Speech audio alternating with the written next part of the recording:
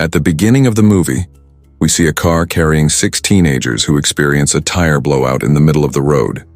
The car swerves at high speed, causing one of the girls to hit her head. This group consists of 3 girls and 3 boys. The girl in pink is named Sarah, the girl in a green jacket is Karen, and the one who hit her head is Jody. Meanwhile, the 3 boys in the group are a guy in a blue t-shirt named Jeff, a guy in a button-up shirt named Todd, and their friend in a white shirt named Eric. Essentially, they are all on their way to Jody's younger sibling's birthday party in a remote town. The town is so isolated that the number of cars passing through this route in a month can be counted on one hand. At first, everything seems fine, and nothing appears suspicious.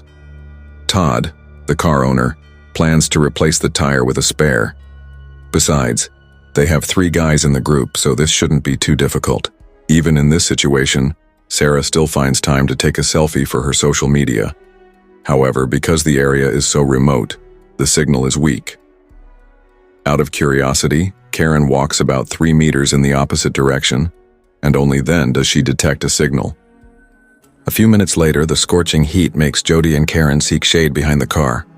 Eric, who urgently needs to pee, heads into the bushes. Worse, Todd, the car owner, gets distracted by flirting with Sarah, leaving Jeff to change the tire alone. Not long after, Sarah joins Jody and Karen under the shade. Naturally, Todd, being completely smitten, follows her, leaving Jeff alone. Just as Jeff is about to finish replacing the tire, the sloped road causes it to roll away. As he goes to retrieve it, he accidentally spots a bullet lying in the middle of the road. Meanwhile, the rest of the group is chatting, and Eric returns relieved after peeing. In the middle of their conversation, Todd notices the runaway tire and chases it to the edge of the road. At the same time, Sarah walks over to check the newly replaced tire. However, she freezes in shock upon seeing Jeff's lifeless body in a gruesome state. Overwhelmed, she stands there, unable to say a word. Todd, still focused on retrieving the tire, has no idea something is terribly wrong. Unfortunately, in a matter of seconds, Sarah is shot from an unknown direction. Karen and Jody are still unaware of the imminent danger. Before they can react, a bullet pierces through Sarah's eye, and she is shot again shortly after. At that moment, Karen looks around but has no idea where the bullets are coming from. Without hesitation, she screams and urges her friends to take cover behind the car. Todd, still in shock, is hit by a bullet in his left shoulder. Meanwhile, Eric, who couldn't make it to the car in time, has no choice but to take cover behind a tree. They are relentlessly shot at, using the car as their only shelter. None of them could have imagined that a simple tire blowout would turn into a nightmare. It becomes clear that the tire blowout was caused by a trap set by the shooter. An hour later, they are still trapped and growing increasingly desperate. Karen, who comes from a military family, assumes the shooter is using a silencer, explaining why they can't hear the gunshots. Additionally, the bullets piercing through the car indicate that the shooter is positioned at a considerable distance. Todd, wounded in the shoulder, is growing weak and unable to move much. Even worse, Eric remains silent behind the tree, praying for a miracle. Looking back, the tire Jeff had replaced was already in place and just needed to be tightened. But at this point, there's nothing they can do. They must find another way to escape this deadly situation. Amid the chaos, Karen remembers that she had managed to get a signal about 3 meters away from their current position. Hearing this, Todd quickly reaches out his hand. Jody, thinking fast, hands him a selfie stick so he can lift the phone higher. Before that, Karen had already set up Google Assistant to automatically call 911 as soon as it detects a signal. Without hesitation, Todd raises the phone to a higher position and finally gets a signal. Unfortunately, just as Karen shouts that the call is going through, the phone is immediately shot by the long-distance psychopath. With no other options, they come up with a new plan. This time, they decide to put the car in neutral so they can push it back to the spot where there's a signal. They arrange their positions as follows. Jody stands at the front ready to record the shooter's location. Karen stays behind the car holding a dummy as a decoy. Todd must get inside the car to shift it into neutral. As the execution begins, the dummy Karen is holding is immediately shot. Todd manages to get inside the car and tries to insert the key, but with bullets raining down on him, he has to dodge first and doesn't get the chance to put the car in neutral. However, there's good news. Jody successfully records the direction of the gunfire and spots the shooter in a tree. A figure with a sniper rifle is clearly hiding up there, camouflaged with leaves. It's unclear what this person's intentions are, whether they're just toying with them or genuinely trying to kill them. What is certain is that the shooter has been in position for quite some time. Todd is still searching for a way to shield himself so he can put the car in neutral. Fortunately, he spots a toolbox behind the car. Without hesitation, he makes a run for it. Todd finally manages to grab the toolbox and immediately uses its metal lid as a hand shield. Meanwhile, Eric remains helpless, unaware of his friend's plan and still trapped in his hiding spot. After preparing himself, Todd instructs Karen and Jody to take their positions. In a swift motion, he jumps into the car and successfully shifts it into neutral. But at that very moment, he gets shot in the hand. Instantly, the car starts rolling downhill. Karen and Jody desperately try to hold the car back, but it's too heavy. Jody loses her grip and is thrown backward, left behind as the car moves. Unfortunately, the car, whose wheel bolts haven't been fully tightened, becomes an easy target. The shooter fires at the tires, bringing the car to a stop. Karen realizes this is Jody's chance since the shooter is reloading. At the same time, Eric attempts to escape from his hiding spot. However, before he can get far, he is shot. As a result, Eric is completely immobilized, both of his legs wounded. In his condition, he could have been killed instantly. However, the shooter seems to be deliberately letting Eric suffer, slowly bleeding out. 1 hour later, Todd notices a water bottle still sitting inside the car. In a dire situation like this, they have no choice but to share it, even though they are all parched. Just as Eric is about to take a sip, his hand is suddenly shot, worsening his agony. After all, the psychopath is human too. He must feel thirst and hunger as well.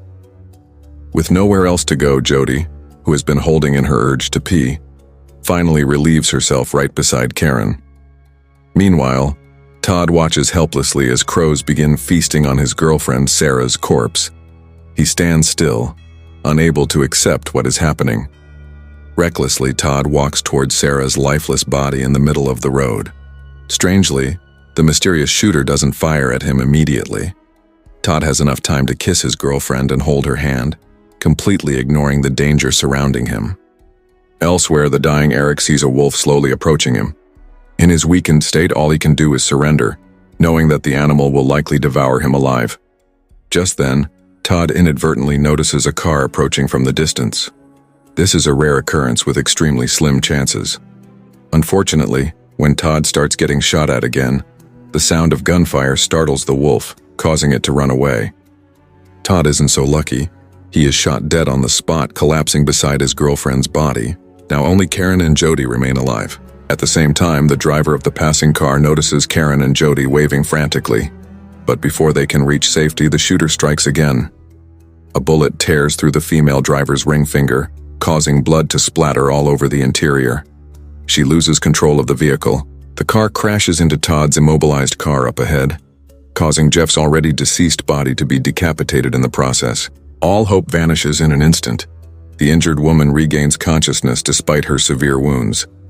However, moments later, she is shot multiple times by the sniper. Her husband, desperate to save their child who was thrown from the car, doesn't escape the gunfire either. Karen and Jody scream, urging the man to take cover behind the car. In a desperate moment, Karen begs him to call 911. Luckily, his position allows the call to go through since there is a signal. Unfortunately, the shooter, unable to pinpoint his exact location, starts firing at the car's fuel tank. A massive explosion erupts. There is no longer anywhere for the man to hide. Trapped in the growing flames, he dies a slow, agonizing death as his body burns. Across the road, his wounded child slowly regains consciousness. But before they can react, the shooter takes aim and fires a single shot to the head. With just one bullet, the child's skull is obliterated. Minute by minute, the situation only worsens. Instead of improving, Karen and Jody are forced to witness one brutal death after another. They have no idea how to escape from this long-range psychopath. Even a rescue vehicle can't make it through this road without becoming a target. Their only option is to wait for nightfall. Karen comes up with a plan. They have to move once darkness sets in. She explains that the sniper's visibility will be much worse if there is smoke in the air at night. As night falls, the mysterious sniper remains vigilant, not missing a single second. Karen, armed with a box cutter, starts tearing apart several car seats. Meanwhile, Jody gathers a bottle of gasoline, a bag of clothes, and a drink box she finds in the trunk. Fortunately, there are still 2 drinks left inside the box. Without hesitation, they drink them. Afterward, Jody pulls out shirts from the bag and uses them as makeshift masks. Without wasting any time, Jody pours a full bottle of gasoline onto the car seats. Karen then lights a newspaper with a match, and within seconds, the car bursts into flames, creating thick smoke. However, the smoke is still not enough to cover their escape. The sniper, now visibly frustrated, struggles as his line of sight becomes increasingly obscured. But suddenly Karen spots something that reignites her hope: a police car approaching their location. This means the emergency call from the Burning Man earlier went through and was traced. And the police are not alone. They have brought 2 snipers ready to hunt down the mysterious shooter. Upon arriving at the scene, the officers immediately realize just how dire the situation is. Because of this, they quickly request backup from the state police. But before the officer can finish his distress call, his jaw is suddenly blown off by the sniper's bullet. In an instant, the officer collapses in the driver's seat. Worse yet, his foot accidentally presses the gas pedal, causing the police car to suddenly speed forward. Seizing the opportunity, Karen urges Jody to run for her life. But Jody refuses. She hesitates, paralyzed by fear. With no other choice, Karen takes off alone. Unfortunately, fate is not on her side. The smoke they created begins to fade, restoring the sniper's visibility. At that very moment, Karen is shot dead on the spot. Now, out of the 4 officers who arrived, only 2 remain. As the situation spirals further into chaos, Jody finally musters the courage to run toward the stalled police car nearby. Another gunfight erupts. Sadly, it's clear that the sniper is far more skilled than the officers. One by one, the police fall. Realizing she has no other choice, Jody jumps into the police car and starts the engine. But she doesn't plan to flee. She has something far crazier in mind. With unwavering determination, Jody drives full speed toward the tree where the sniper is hiding. The police car crashes into the tree with brutal force, sending the mysterious shooter plummeting to the ground. Jody immediately rushes out and sprints toward the sniper rifle that has fallen to the dirt. Meanwhile, the sniper, still suspended by a rope, desperately tries to cut himself free. And that's when Jody finally sees his true form. This guy is insane. It seems like he had been hiding up in this tree for who knows how long, waiting to ambush and slaughter anyone who passed by. Feeling completely threatened, a panicked Jody unloads shot after shot into the sniper without hesitation. Even after the sniper collapses, Jody isn't satisfied. She prepares to deliver one final shot to his head. But just as she reloads, the rifle jams. Still burning with rage, Jody uses the weapon as a bludgeon and smashes the sniper's face beyond recognition. At that moment, something sends chills down her spine. Carvings on the tree trunk. These aren't just random marks, they're tally marks. Each one represents a life taken by this sniper on this road. As a final act of vengeance, Jody raises the rifle one last time, ready to strike the sniper's head again. But just as she swings down, the jammed rifle suddenly unjams and fires, straight into her neck. She dies instantly.